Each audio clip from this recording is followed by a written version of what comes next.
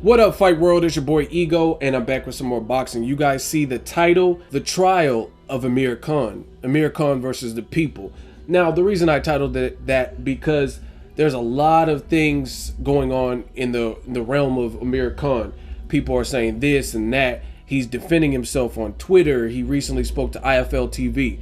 Me, on my channel, I give everybody a fair shake. You do get some of my personal opinion, but I also corroborate the things that I say and give you guys advice, cite my sources, and different things like that. So in this video, check the description box because some of the things that I say, I will give you links so you can check out interviews and stuff for yourself, or links to articles and that kind of stuff. Because on my channel, like I said, I want the truth. I want the truth.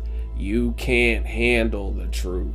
You know what I'm saying? So that's what it's all about. I'm about giving these fighters a fair shake. Again, I give you my opinion. And it's a funny thing because some people say, Ego, you're biased, right? And then you look at other people's channel, and unless it's a certain type of information about their favorite fighter, they don't report on it. Like, I've reported good things about Pacquiao, quote unquote good things, quote unquote bad things about Pacquiao. Same thing with Mayweather, Amir Khan. If Amir Khan looks sensational versus Devin Alexander on my post fight, I told you that. You know what I mean? But if the heat's on Amir Khan for not fighting Kell Brook, I'll tell you that also. But other channels, if they like Mayweather and it's something bad about Mayweather, they're not going to tell you that. If it's something bad about Pacquiao, they're not going to tell you that. If it's something bad about Amir Khan, they're not going to tell you that if they're a Khan fan. So me, I don't care because, like I said, none of that changes my bank account. So let's get to it. And again, look in the description box. I will cite my sources. So there's a lot going on in the world of Amir Khan. People think he's ducking Kell Brook. He's adamantly denied a lot of the claims that are being that he's being tried with. Like I said, we're going to do this like a court. He did an interview with IFL TV recently over the phone. He's in San Francisco, and they did it over the phone, and they were asking him questions. Shout out to IFL TV. Link will be in the description. Amir Khan is disputing a lot of what is being said. He says he wanted to fight Cotto, but Cotto's signed to Rock Nation Sports, and that kind of fell apart. He says he wanted to fight Adrian Broner, but Adrian Broner wanted to fight at a catch weight of 144, 145, and he said, hey, I'm a 147 fighter. I can't make 145 anymore, or I'm not going to even attempt to make it because I've already moved up.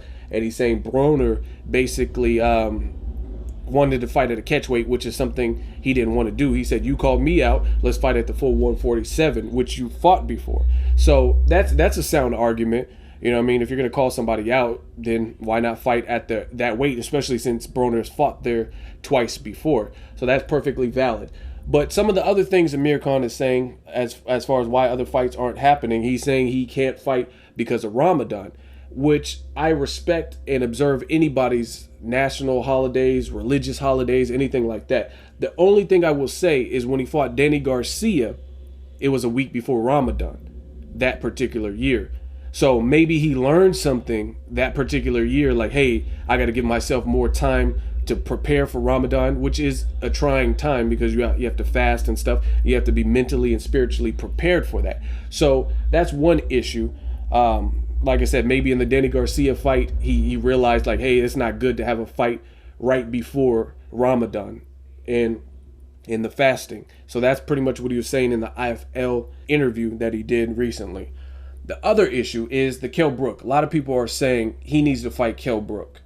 I agree. I do want to see the Kell Brook fight. I mean, I've made several videos. You can check my channel. It makes no sense for it not to happen, especially when we're talking about Chris Algieri.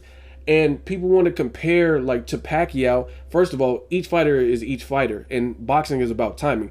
At the very least, Chris Algieri was off of the biggest win of his career versus Ruslan Provodnikov, and they capitalized on it, brought him to Macau, China. He got his ass whooped versus Pacquiao, but he was undefeated. Now he's off of a loss, an embarrassing loss to Manny Pacquiao. So that's one reason people don't want to see that fight. Now, the thing that Amir Khan is saying that I totally disagree with is he's like, oh, but Kell Brook fought No Dan, so why can't I fight Chris Algieri? That's basically what he's saying.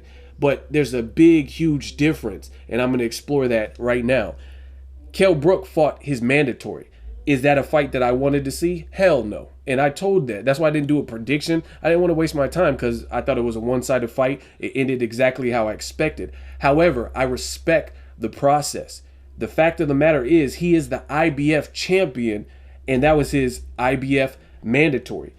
Jojo Dan fought Biezer or whatever in a rematch.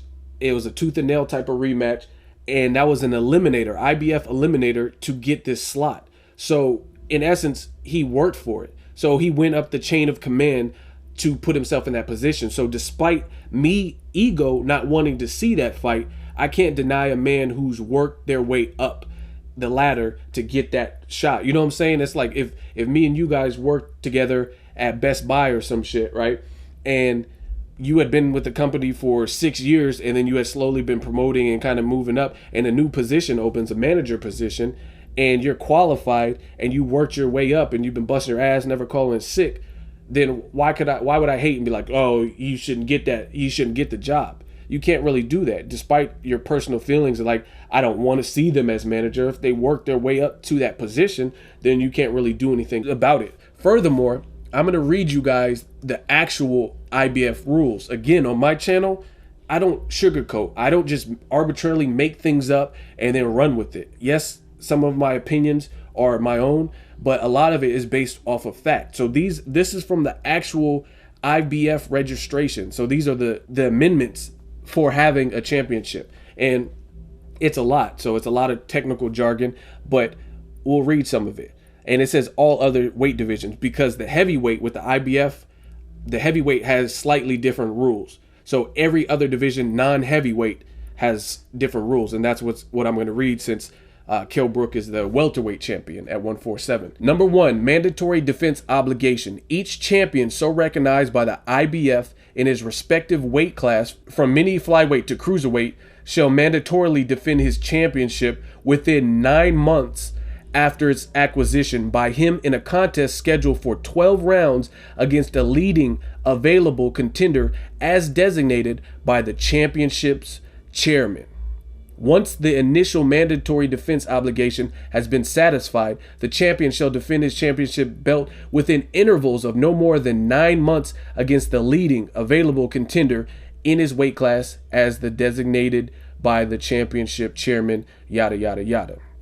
So it also goes on to say, basically, if you do not abide by those rules, if you do not conduct yourself as an IBF champion, like, you know what I mean? I don't know, disgracing the IBF belt, or just like domestic violence, I'm sure, stuff like that, like weird stuff outside of the realm of conducting yourself like a champion, you could lose that belt. If you do not defend against your mandatory, you could lose your belt, right? So the point being, Kell Brook, let's do the math. And like I said, I take you guys through it. I'm giving you guys pure, cold-hearted facts. Kell Brook fought Sean Porter, who was the IBF champion at the time, August 16th, 2014. So let's do the math. August, September, October, November, December, January, February, March, April, May. So his 9th month would be in May. He was obligated to fight by May. He fought Jojo Dan March 28th, so the very tail end of March, and got rid of his mandatory defense. And like I told you guys before, in addition to that, he killed 2 birds with 1 stone, because he had a horrific leg injury with a machete where he got his leg hacked up to shit. And doctor said he may not even be able to walk, let alone fight. So he was able to test out his leg against a guy who earned it, but really had his leg been, and I told you guys this, had his leg cooperated with him, he shouldn't really have too many problems with Jojo Dan. So in essence, he did what a champion's supposed to do. You're supposed to fight your mandatory. You know what I'm saying? You work so hard to get a belt. Why do you want to be stripped of your belt? So again, he fought Sean Porter in August, meaning he had to fight by rules, by the IBF rules. He had to fight his mandatory by May. He fought him damn near April at the end of March.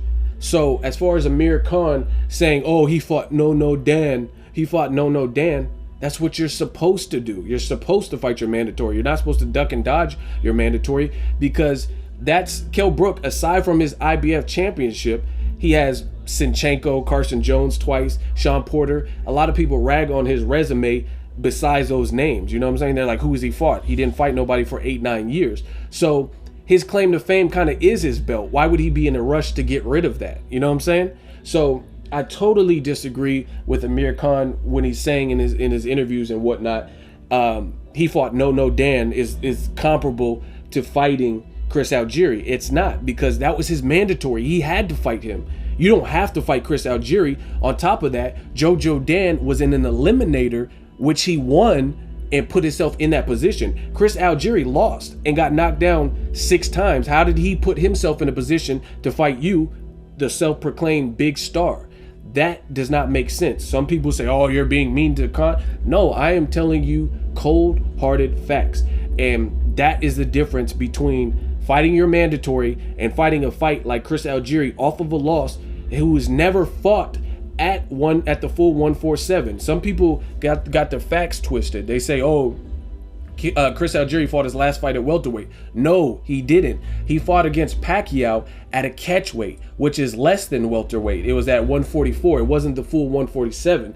So any way you slice it, Khan versus Chris Algieri is a fight that does not need to happen, because one, you got a guy with no punching power, none. You know what I mean? At 140, he's going to travel up a full 7 pounds. He's off of an embarrassing loss. He's not your mandatory. So of course people, especially with, and I told you this, a lot of it is what you do and how you conduct yourself. If you say, hey, if I say, hey y'all, I got the best YouTube channel, people are going to expect me to hold myself to that standard. If I say I'm the biggest channel alive, they're going to be like, oh, what about Ellie Sekbak's channel? What about this and that? So when you say, like Ali, I'm the greatest, people are going to hold you to that. People are going to want to see that flawless behavior. So Khan is saying, I'm ready for Cotto. I'm ready for Mayweather, Pacquiao, respected guys. That is pretty much the big reason people do not want to see you fight a guy off a loss who has no power off of, you know what I mean, a division he's not even fought. You know what I mean? So you can't compare that to Kell Brook fighting Jojo Dan. And I've already said in this video, I didn't even want to see the Jojo Dan Kell Brook fight. But again, I respect the process. If someone's taking care of their mandatory, keyword mandatory, look up mandatory in the dictionary.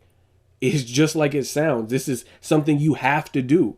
Like, oh, if you want this job, there's a mandatory drug test. That means you can't bypass it. That means per the rules, unless they bend the rules, you are supposed to take a drug test to get the job. You know what I mean? It's simple mathematics. So I wholeheartedly, completely disagree with Khan saying the no Dan. Am I saying no Dan or Jojo Dan is a world beater? No. But again, I personally respect the process.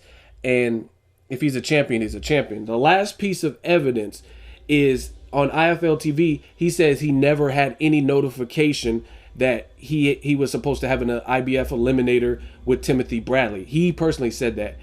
And the IBF chairman spoke out recently with Boxing Scene. Shout out to them, and check out the link in the description. And they're disputing what Khan is saying we talked to Amir Khan's team and informed him. Bradley said sign me up and was down for it.